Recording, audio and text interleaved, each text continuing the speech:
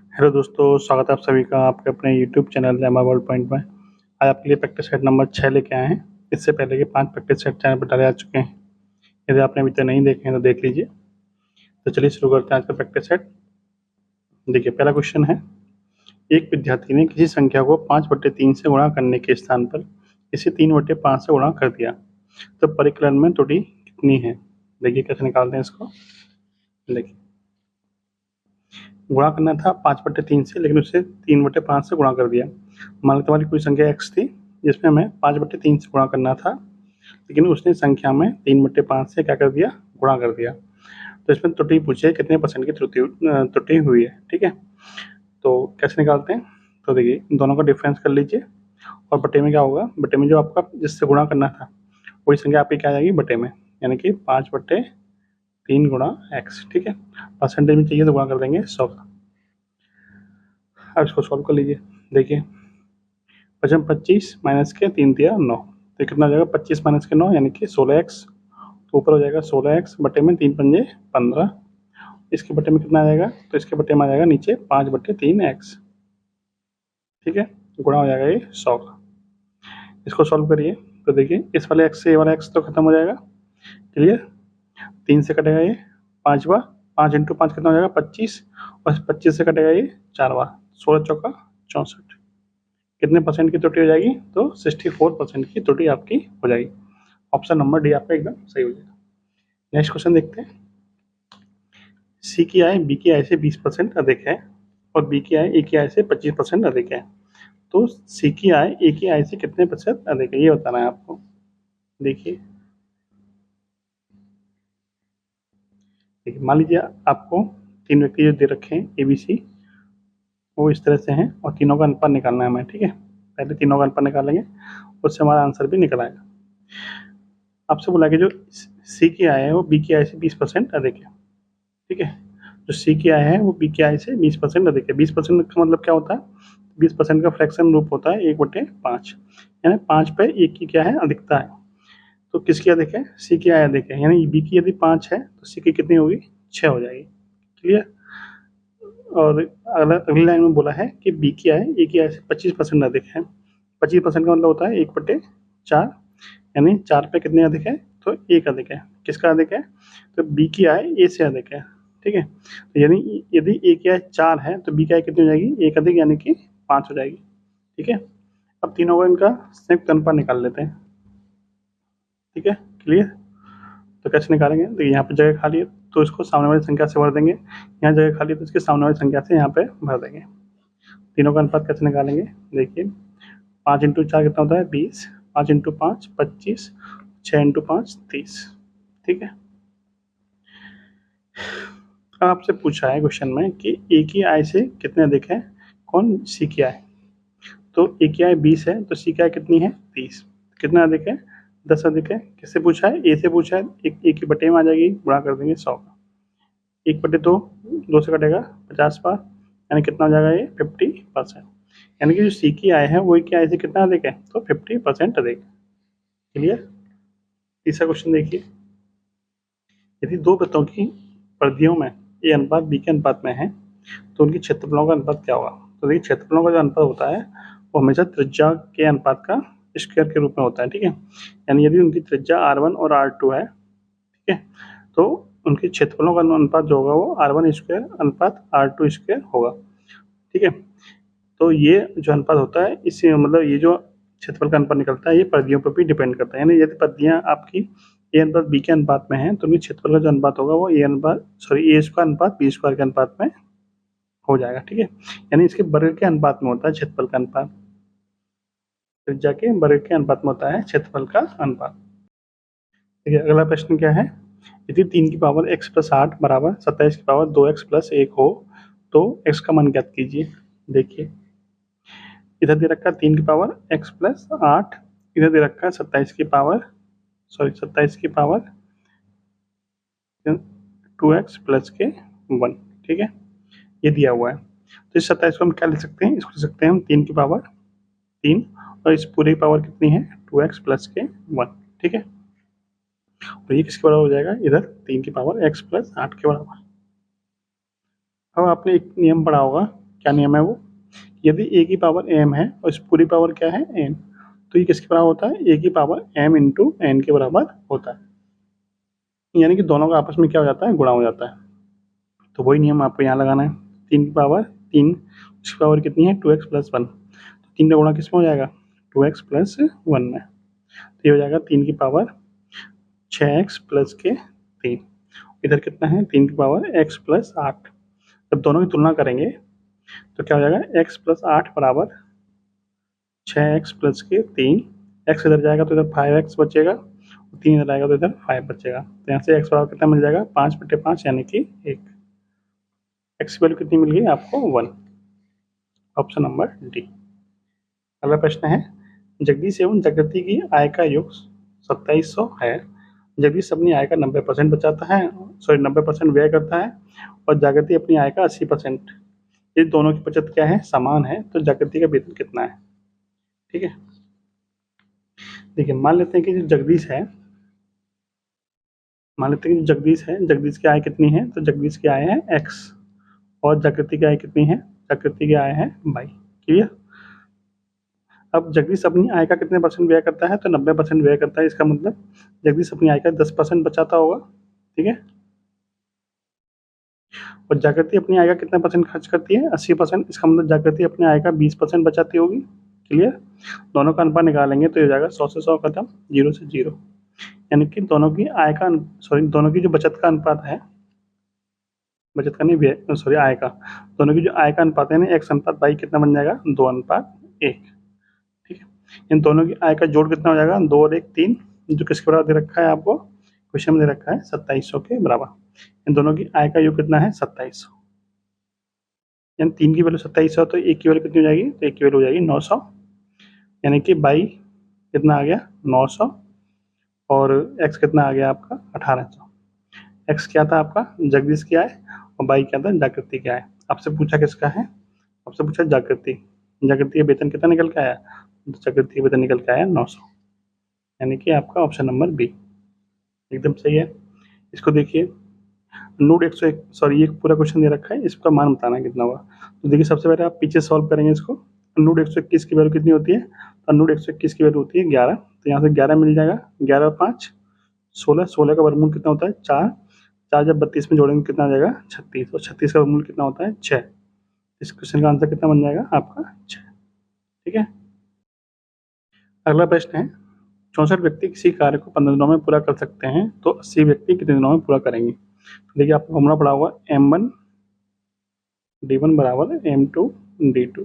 ठीक है, M1 कितना है 64, D1 कितना है 15, M2 कितना है 80, D2 आपको निकालना है, D2 हमने x मान लिया। इसको सॉल्व करते हैं, 16 से कटेगा 4 बार, 16 से 5 बार, 5 से कटेगा 3 बार, 3 चौक 12, x की वैल्यू कितनी आ गई आपकी 12, option number A. Clear. Next question देखिए, पिता और पुत्र की वर्तमान आयु का अनुपात 5:2 है। यदि उनकी आयु में 27 वर्ष का अंतर हो तो 6 वर्ष बाद पिता की आयु कितनी होगी। देखिए देखिए पिता और पुत्र की वर्तमान आयु में कितना अनुपात दे रखा है 5:2, 6 वर्ष के बाद सॉरी इन दोनों की आयु में कितना अंतर है, तो 27 वर्ष का अंतर है। तो इन दोनों के बीच में वैसे कितना अंतर है 3 यूनिट का अंतर है, लेकिन एक्चुअल में कितने वर्ष का अंतर है, तो 27 वर्ष का अंतर है। तो 3 यूनिट की वैल्यू कितनी होगी 27 वर्ष, एक की वैल्यू यहाँ से कितनी मिल जाएगी आपको 9 वर्ष। इसका मतलब पुत्र कितने साल का हो गया 9 दूनी 18, और पिता कितने साल का हो गया, तो 9 पंजे 45। क्लियर, यानी पिता जो है वो वर्तमान में 45 साल का है, और पुत्र कितना है 18 साल का। आपसे पूछा है 6 वर्ष के बाद पिता की आयु, तो अभी 45 साल का है, तो 6 वर्ष के बाद में कितना हो जाएगा ये 51 साल का। ठीक है, ऑप्शन नंबर सी। नेक्स्ट है, किसी कक्षा में 30% लड़के फुटबॉल खेलते हैं और शेष बचे लड़कों का 40% क्रिकेट खेलते हैं। शेष 21 लड़के टेनिस खेलते हैं, तो कक्षा में लड़कों की संख्या कितनी है। देखिए मान लीजिए कि टोटल जो लड़के हैं वो कितने हैं, वो 100 है। ठीक है, टोटल लड़के मान लिए 100, तो जिसमें 30% लड़के क्या खेलते हैं, तो फुटबॉल खेलते हैं। इसका मतलब बच्चे कितने हैं, तो 70% लड़के बचे होंगे। यानी मान लीजिए टोटल जो लड़के हैं वो 100 हैं, 100 में से 30% लड़के फुटबॉल खेलते हैं। इसका मतलब 100 का 30% तो 30 ही होगा। इसका मतलब फुटबॉल वाले कितने बच्चे हो गए, तो फुटबॉल वाले हो गए आपके 30। अब बच्चे कितने हैं, तो शेष कितने बचे, तो शेष बचे आपके 100 माइनस के 30 यानी कि 70 बच्चे अभी और भी बचे हैं। और जो शेष बच्चे हैं उनका 40% क्या खेलते हैं, क्रिकेट। तो क्रिकेट वाले कितने हो गए, 70 का 40% यानी कि 28। क्लियर। यानी कि अब बच्चे कितने बचे, 30 फुटबॉल वाले हो गए, 28 क्रिकेट वाले हो गए, कुल मिला के कितने बच्चे खेल रहे हैं, तो 58 बच्चे तो भी खेल ही रहे हैं। अब बच्चे कितने शेष बचे, तो 100 बच्चे थे टोटल, जिसमें से 30 फुटबॉल खेलते हैं और 28 क्रिकेट खेलते हैं। तो बच्चे कितने बचे, 100 माइनस के 58 यानी कि 42 बच्चे बचे। कब बच्चे 42, जब हमने 100 माने तब। लेकिन वो कह रहा है कि अब कितने बच्चे बचे हैं, 21 बच्चे शेष बचे हैं, यानी शेष 21 लड़के टेनिस खेलते हैं। तो जब हमने 100 माना था बच्चों को, तब हमारे हिसाब से 42 बच्चे शेष बच रहे हैं, लेकिन एक्चुअल बच्चे कितने बच रहे हैं शेष, तो 21 शेष बच रहे हैं। यानी कि 42 की वैल्यू किसके बराबर है, 21 के बराबर। एक की वैल्यू 21/42 के बराबर।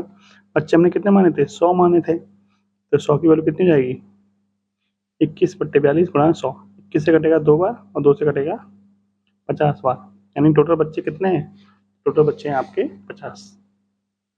ठीक है। अगला क्वेश्चन देखिए, 750 सैनिकों की एक टुकड़ी के पास 20 सप्ताह का भोजन था। यदि 4 सप्ताह के अंत में उनके साथ 450 सैनिक और शामिल हो जाएं, अब भोजन कितने सप्ताह और चलेगा। देखिए, यदि मान लीजिए 450 सैनिक नहीं आते, तो 750 सैनिकों के हिसाब से खाना कितने दिन और चलता। तो 4 सप्ताह के अंत में 450 सैनिक आए थे, तो इसका मतलब खाना 16 सप्ताह और चल जाता, क्योंकि टोटल 20 सप्ताह खाना था। अब इसी खाने को कौन खाएगा, तो 750 तो पहले से थे, 450 और आ गए, अब सैनिक कितने हो गए, तो 1200। अब 1200 सैनिक इसी खाने को, यानी पूरा क्या है, खाना है, इस खाने को कौन खाएगा, सॉरी कितने दिन खाएंगे, तो हमने मान लिया 1 सप्ताह खाएंगे, यानी 750 गुणा 16 बराबर 1200 गुणा x। अब इसको सॉल्व करिए। देखिए, 15 से कटेगा 50 बार, 15 से कटेगा 80 बार, 0 से 0 खत्म, 8 से कटेगा 2 बार, 2 पंजे 10, एक्स की वैल्यू कितनी आ गई, 10। यानी सप्ताह कितने सप्ताह और चलेगा, तो 10 सप्ताह और चलेगा। ठीक है। अगला क्वेश्चन है, ए और बी की आय 5:3 के अनुपात में है और ए बी और सी के खर्चों में 8:5:2 का अनुपात है। यदि सी 2000 रुपये खर्च करता है तथा बी 700 रुपये बचाता है, तब ए की बचत कितनी होगी। देखिए इसको, देखिए 3 लोग हैं आपके, ए बी और सी। ठीक है, ये इनकी आय है, ये इनका क्या है, व्यय यानी कि खर्चा है, और इनकी क्या है, आपकी बचत। ठीक है। देखिए, ए और बी के आय में कितने का अनुपात है, तो 5:3 का अनुपात है। क्लियर। ए बी सी के खर्चों में क्या अनुपात है, तो खर्चों में अनुपात है 8:5:2 का अनुपात है। क्लियर। अब देखिए, क्वेश्चन में बोला कि जो सी है, ठीक है, यदि सी 2000 रुपये खर्च करता है, लेकिन सी खर्च कितने करता है, सी खर्च करता है 2 यूनिट, तो 2 यूनिट की वैल्यू कितनी दे रखी है, 2000। यहाँ से 1 यूनिट की वैल्यू कितनी मिल जाएगी आपको, 1000। क्लियर। यानी 1 यूनिट की वैल्यू आपको 1000 मिल गई, तो 5 यूनिट की वैल्यू कितनी हो जाएगी, 5000। यानी बी का खर्चा कितना है, 5000, और बी बचाता कितना है, 700। इसका मतलब बी की आय कितनी होगी, तो 5000 प्लस 700 यानी कि 5700। बी की आय कितनी होगी, 5700, क्योंकि बी कितने बचाता है, तो 700 रुपये बचाता है बी, क्वेश्चन में दिया है। और 5000 रुपये खर्च करता है, तो इसका मतलब कितना कमाता होगा, तो 5700 रुपये कमाता होगा। लेकिन ए और बी की आय का अनुपात कितना है, 5:3। तो 3 यूनिट की वैल्यू कितनी होगी, 5700। तो यहाँ से 1 यूनिट की वैल्यू कितनी मिल जाएगी, 5700/3 यानी कि 1900। क्लियर। तो 1 की वैल्यू 1900 है, तो 5 की वैल्यू 19 पंजे 9500, कितना हो जाएगा, 9500। क्लियर। अब इस लाइन को देखिए, यहाँ से 1 यूनिट की वैल्यू कितनी आई थी, 1000, तो 8 यूनिट की वैल्यू कितनी आएगी, 8000। इसका मतलब ए 9500 कमाता है, 8000 रुपये खर्च करता है, तो कितने रुपये बचाता होगा, 9500 माइनस के 8000 यानी कि 1500। क्लियर। आपसे यही तो पूछा था कि ए कितने रुपये बचत करता है। ए की बचत कितनी है, ए की बचत है आपकी 1500। ऑप्शन नंबर ए एकदम सही है। 6 वर्ष पूर्व पिता की आयु पुत्र की आयु की 4 गुनी थी। 10 वर्ष बाद उन दोनों की आयु का योग 62 वर्ष हो जाएगा। पिता और पुत्र की वर्तमान आयु का अंतर बताइए। देखिए इसको, देखिए पिता और पुत्र की आयु का अनुपात जो 6 वर्ष पूर्व दे रखा है वो कितना है? 6 वर्ष पूर्व पिता की आयु पुत्र की आयु की 4 गुनी थी। यानी यदि पुत्र की आयु 1 यूनिट थी तो पिता की आयु कितनी हो जाएगी? 4 यूनिट। ठीक है, लेकिन 10 वर्ष के बाद में उनकी आयु का योग कितना हो जाता है? 10 वर्ष के बाद में उनकी आयु का योग कितना हो जाता है? तो हो जाता है 62 वर्ष। ठीक है, अब जरा ये बताइए कि 10 वर्ष बाद 62 वर्ष है दोनों की आयु का योग, तो वर्तमान में यानी कि 10 वर्ष पहले दोनों की आयु का योग कितना होगा? तो इसमें से 10 घटेगा, इसमें से भी 10 घटेगा, यानी कुल मिला के योग में से कितना घटेगा? तो 20 वर्ष घट जाएगा। तो इसका मतलब वर्तमान में दोनों की आयु का योग कितना है? तो 62 में से 20 घटा देंगे तो 42 वर्ष। ऐसे ही वर्तमान में से जब हम 6 वर्ष पहले जाएंगे तो इसकी आयु में से भी 6 वर्ष घटेगा, इसकी आयु में से भी 6 वर्ष घटेगा, कुल मिला के कितना घट जाएगा? तो 12 वर्ष घट जाएगा। इसका मतलब 6 वर्ष पूर्व दोनों की आयु का योग कितना रहा होगा? तो 42 माइनस 12 यानी कि 30 वर्ष। ठीक है, जरा ये बताइए कि 6 वर्ष पूर्व दोनों के आयु का अनुपात कितना था? 4:1, यानी कि दोनों के आयु का योग कितना हो गया? 1 + 4 यानी कि 5। इसका मतलब 5 यूनिट की वैल्यू आपको कितनी मिल जाएगी यहाँ से? 30 वर्ष। एक की वैल्यू कितनी जाएगी यहाँ से? 5 30/5 यानी कि 6 वर्ष। क्लियर? यानी 1 यूनिट की वैल्यू आपको 6 वर्ष मिल गई। तो 6 वर्ष पहले पुत्र कितने साल का था? तो 6 वर्ष का ही था। और 6 वर्ष पूर्व पिता कितने साल का था? 6 चौक 24 यानी कि 24 वर्ष का था।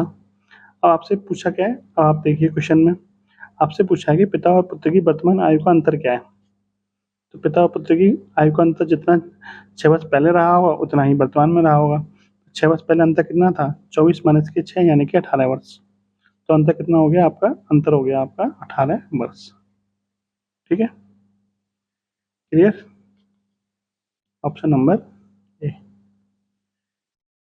नेक्स्ट क्वेश्चन देखते हैं। एक क्रिकेट टीम में 10 खिलाड़ियों द्वारा बनाए गए रनों का औसत 43 है। यदि 11 में खिलाड़ी के रन भी उसमें जोड़ दिए जाएं तो 11 खिलाड़ियों के रन के औसत में 1 रन की क्या हो जाती है? कमी हो जाती है। तो 11 में खिलाड़ी ने कितने रन बनाए थे? देखिए 10 खिलाड़ियों का औसत कितना है? 43। यदि 11वां खिलाड़ी भी 43 रन बनाता तो औसत पर कोई फर्क नहीं पड़ता, जितना पहले था उतना ही रहता। लेकिन 11वें खिलाड़ी ने क्या किया? 11वें खिलाड़ी ने 43 से क्या किया? 43 से कम रन बनाए, जिसकी वजह से क्या हुआ? जो जितने कम बनाए थे उतने ही क्या है सब पे बट गए बराबर बराबर। तो कितने कम बनाए? यानी उसको बनाने चाहिए थे 43 रन, लेकिन उसने कितने कम बनाए? तो उसने 1 रन कम बनाए। औसत में 1 रन की कमी हुई। कितने खिलाड़ियों पे हुई? तो 11 खिलाड़ियों पे हुई, यानी कि उसने कुल मिला के 11 रन कम बनाए। तो कितने बनाए होंगे उसने? 32 रन बनाए होंगे। Option number D. अगला प्रश्न देखिए। क्वेश्चन है, यदि एक तैराकी चाल शांत जल में 17 किलोमीटर प्रति घंटा है एवं धारा की विपरीत दिशा में 9 किलोमीटर प्रति घंटा है, तो बताइए कि धारा के अनुकूल तैराकी चाल क्या है? मान लीजिए कि धारा की चाल कितनी है? माना धारा की चाल है आपकी, वो क्या है? x किलोमीटर प्रति घंटा है। ठीक है, तो धारा की विपरीत दिशा में चाल कितनी बनेगी? तो धारा की विपरीत दिशा में चाल बनेगी, वो बनेगी आपकी 17 माइनस के x, जो किसके बराबर दे रखी है आपको? 9 के बराबर। तो यहाँ से x की वैल्यू कितनी मिल जाएगी आपको? यहाँ से x की वैल्यू मिल जाएगी, x सर जाएगा 9 इधर जाएगा, तो x की वैल्यू यहाँ से कितनी मिल जाएगी आपको? 8 किलोमीटर प्रति घंटा। यानी कि आपको धारा की चाल मिल गई 8 किलोमीटर प्रति घंटा। आपसे पूछा कि धारा के अनुकूल तैराकी की चाल कितनी? तो धारा के अनुकूल चाल कितनी होती है? धारा के अनुकूल दिशा में जो चाल होती है वो दोनों की चाल जुड़ जाती है, धारा की चाल प्लस तैराकी चाल। यानी तैराकी चाल कितनी है? 17, धारा की चाल कितनी निकल के आई? 8। तो अनुकूल दिशा में चाल कितनी हो जाएगी? 17 प्लस के 8 यानी कि 25 किलोमीटर प्रति घंटा। Option number C. ठीक है, अगला क्वेश्चन देखते हैं। नीरज और गोपाल की वर्तमान आयु कितनी है? आयु का अनुपात कितना है? 2:3। 6 वर्ष बाद एक कितना हो जाता है? 3:4। इन वर्तमान में है 2:3 और 6 वर्ष के बाद में 3:4 हो जाता है। ठीक है, यानी 2 से 3, 3 से 4 कितनी वृद्धि हो रही है? तो 1 यूनिट की वृद्धि हो रही है, दोनों में समान वृद्धि हो रही है 1 यूनिट की। लेकिन एक्चुअल में कितने वर्ष की वृद्धि हो रही है? तो 6 वर्ष की वृद्धि हो रही है। तो 1 यूनिट की वैल्यू कितनी होगी? 1 यूनिट की वैल्यू होगी 6 वर्ष। पूछा क्या है? नीरज की वर्तमान आयु। तो नीरज की वर्तमान आयु कितनी है? 2 यूनिट। तो 1 की वैल्यू 6 है तो 2 की वैल्यू कितनी हो जाएगी? 12 वर्ष। कितनी हो जाएगी? 12 वर्ष। Option number B. क्लियर? अगला प्रश्न देखिए। एक आयताकार बगीचे की लंबाई 45 मीटर, चौड़ाई 25 मीटर, इसके बाहर चारों तरफ से 2.5 मीटर चौड़ा एक रास्ता है। रास्ते पर 10 रुपए प्रति वर्ग मीटर की दर से रोड़ी बिछाने का खर्च कितना आएगा? देखिए सबसे पहले तो हमें रास्ते का क्षेत्रफल निकालना पड़ेगा। रास्ते का क्षेत्रफल कैसे निकालते हैं? तो देखिए एक आयताकार मैदान इस तरह से बना हुआ है, इसके बाहर क्या है, एक रास्ता बना हुआ है 2.5 मीटर का, ठीक है, कितने मीटर का है, 2.5 मीटर चौड़ा है। इसकी लंबाई कितनी है, 45 है, चौड़ाई कितनी है इसकी, 25 है, रास्ते की चौड़ाई कितनी है, तो 2.5 मीटर है। इस रास्ते का क्षेत्रफल कैसे निकलेगा, तो इस रास्ते का क्षेत्रफल निकालने का आपको फॉर्मूला याद रखना है, फॉर्मूला आपको काम आएगा। देखिए फॉर्मूला क्या है, यदि आयताकार मैदान के बाहर क्षेत्रफल बना हो तब क्या फॉर्मूला लगता है, तो रास्ते का क्षेत्रफल बराबर हो सकता, फॉर्मूला है आपका 2x L + b + के 2x। x क्या है, तो रास्ते की चौड़ाई है, L और b क्या है, लंबाई और चौड़ाई, ठीक है। इसमें वैल्यू रखिए, तो 2 गुणा x की वैल्यू कितनी है, 2.5, L की वैल्यू कितनी है, 45, b की वैल्यू कितनी है, 25 + 2 गुणा 2.5, क्लियर। तो 2 गुणा 2.5 कितना होता है, 5, 45 + 25 कितना होता है, 70, 70 और 5 कितना हो गया, 75, 75 गुणा 5 कितना होता है, 375, ठीक है, वर्ग मीटर। यानी रास्ते का क्षेत्रफल कितना आ गया, 375 वर्ग मीटर। अब 1 वर्ग मीटर खर्चा कितना है, तो 1 वर्ग मीटर खर्चा है 10 रुपये। तो 1 वर्ग मीटर खर्चा 10 रुपये है, तो 375 वर्ग मीटर खर्चा कितना हो जाएगा, 375 वर्ग मीटर खर्चा हो जाएगा, 375 गुणा 10 यानी कि 3750 रुपये, clear. Option number C. Next देखिए, एक टंकी में कुल 7 पाइप लगे हैं, जिनमें कुछ में से प्रत्येक टंकी को 6 मिनट में तथा शेष में से प्रत्येक टंकी को 8 मिनट में भर सकता है। वैसे पाइप की संख्या कितनी है जिनमें से प्रत्येक टंकी को 8 मिनट में भरता है। देखते हैं इसको। देखिए मान लीजिए कि 8 मिनट में भरने वाले जो पाइप हैं वो कितने हैं, x मान लिए, तो 6 मिनट में भरने वाले पाइप कितने हो जाएंगे, तो 6 मिनट में भरने वाले पाइप रहेंगे 7 - के x, क्योंकि टोटल पाइप कितने हैं, 7 है। क्योंकि जो 8 मिनट में पाइप भरता है, तो 8 मिनट में टंकी को पूरा भर देता है, इसका मतलब 1 मिनट में कितना भरता होगा, तो 1 मिनट में भरता होगा 1/8, ठीक है। चूंकि ऐसे पाइप कितने हैं, तो ऐसे पाइप हैं x, तो इसका मतलब 1 मिनट में कितना भरा जाएगा, तो x गुणा 1/8। ऐसे ही जो पाइप 6 मिनट में टंकी को भरता है, तो वो पाइप एक पाइप 1 मिनट में कितना भर देगा, एक पाइप 1 मिनट में भरेगा 1/6। और ऐसे पाइप कितने हैं, तो ऐसे पाइप में 7 - के x। जब दोनों भरे जाते हैं तो कुल मिला के तो कितनी टंकी भर जाती है, तो पूरी टंकी आपकी फुल भर जाती है। तो काम कितना माना जाता है, काम को 1 यूनिट माना जाता है, यानी पूरे काम को 1 यूनिट माना जाता है, क्लियर। यहाँ तक कोई दिक्कत नहीं, ठीक है। यानी कि 8 मिनट में भरने वाले पाइप x थे, तो 1 मिनट में इतना काम हुआ, और 6 मिनट में भरने वाले पाइप 7 - x थे, तो 1 मिनट में इतना काम हुआ।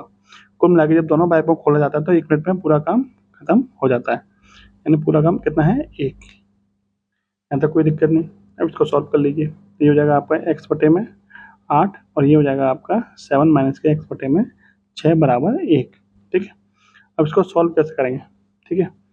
एक तरीका तो ये है कि इसका एलसीएम लीजिए, फिर इसमें गुणा करिए, वहाँ से सॉल्व कर लीजिए। दूसरा तरीका क्या है इसका, ऑप्शन के साथ से इसको सॉल्व करिए। ऑप्शन क्या क्या है आपके, 3, 4, 5 और 2। देखिए 3, 4, 5 और 2 ये ऑप्शन है आपके, ठीक है। यदि हम इसमें 3 रखेंगे x की जगह पे, तो 3/8 पूरा नहीं कटेगा, जबकि हमें चाहिए का आंसर पूरा चाहिए, ठीक है। तो ये भी आपका नहीं कटेगा।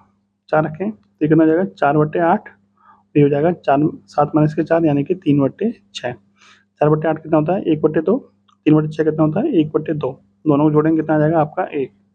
तो हमारा क्या है, हमें 1 ही चाहिए था, इसका मतलब ये वाला ऑप्शन हमारा क्या है, समीकरण को संतुष्ट कर रहा है। तो ये हमारा क्या बन जाएगा, right answer. Option number B हमारा एकदम सही हो जाएगा, ठीक है। अगला क्वेश्चन देखिए, 8 संख्याओं का औसत कितना है, 14। इनमें से 6 संख्याओं का औसत कितना है, 16। तो शेष 2 संख्याओं का औसत क्या होगा। देखिए 8 संख्याओं का औसत कितना है, 14 है। यदि जो 6 संख्या है उनका औसत भी कितना रहता है, 14। तो हमारे औसत पर कोई फर्क नहीं पड़ता, लेकिन है कितना, 16 है। यानी कि हमारे मेन औसत से कितना ज़्यादा है, तो 2 की वृद्धि है औसत में। कितनी संख्याओं में वृद्धि है, तो 6 संख्याओं में वृद्धि है, यानी कुल मिला के वृद्धि कितनी होगी, 12। कितनी वृद्धि होगी, 12।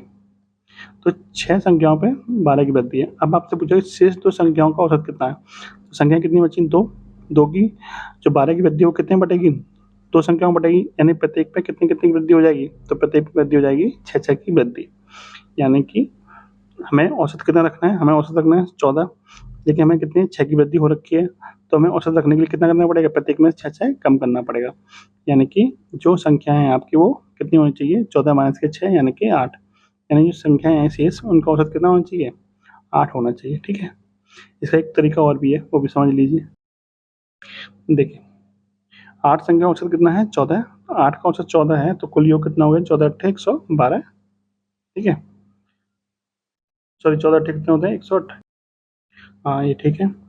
और कितना हो गया, यानी 8 संख्या का योग कितना हो गया, 112। अब 6 संख्या का औसत कितना है, 16, तो 6 का योग कितना हो जाएगा, 96। यानी जो 2 शेष संख्याएँ बची उनका योग कितना हो गया, कितना बचेगा, तो 112 माइनस के 16 यानी कि कितना हो गया, 12 और 4 16। यानी जो 2 संख्याएँ बची उनका योग कितना हो गया, 16। आपसे औसत पूछा है शेष 2 संख्याओं का, तो 2 से भाग कर दीजिए। औसत कितना आ गया, 8। ऑप्शन नंबर आपका डी एकदम सही है, ठीक है। नेक्स्ट क्वेश्चन देखिए, एक निश्चित साधारण ब्याज की दर से 1200 रुपये का 4 वर्ष का निश्चितन 2016 हो जाता है। यदि ब्याज की दर में 1% की वृद्धि की जाती है, ठीक है, यानी ब्याज की दर 1% अधिक होती तो निश्चितन क्या होता। देखिए निश्चितन किस पर डिपेंड करेगा, दर पर डिपेंड करता है और समय पर डिपेंड करता है। चूंकि यहाँ पे समय 4 वर्ष है, तो यहाँ पे भी समय 4 वर्ष ही है। वृद्धि किस में हुई है, 1% की वृद्धि हुई है सिर्फ दर में। इसका मतलब जो निश्चितन है वो आपका 1% अधिक मिलेगा, ठीक है। यानी 1200 का 1% कितना हो जाएगा, 1200 का 1% यानी कि 12 रुपये ही होगा। यानी हर साल इसको 12 रुपये एक्स्ट्रा मिलेंगे, लेकिन समय कितना है, 4 वर्ष का, तो 12 चौक 48। यानी कि 1% की वृद्धि होने से इसे मिश्रण में 48 रुपये एक्स्ट्रा मिल जाएंगे। पहले कितने मिलते थे, 2016, तो अब कितने मिल जाएंगे, 2016 प्लस 48 यानी कि 2064। ऑप्शन नंबर बी एकदम सही है आपका, ठीक है। तो ये था आज का प्रैक्टिस सेट नंबर 6। वीडियो आपको कैसी लगी कमेंट बॉक्स में जरूर बताइएगा। जय हिंद, जय भारत।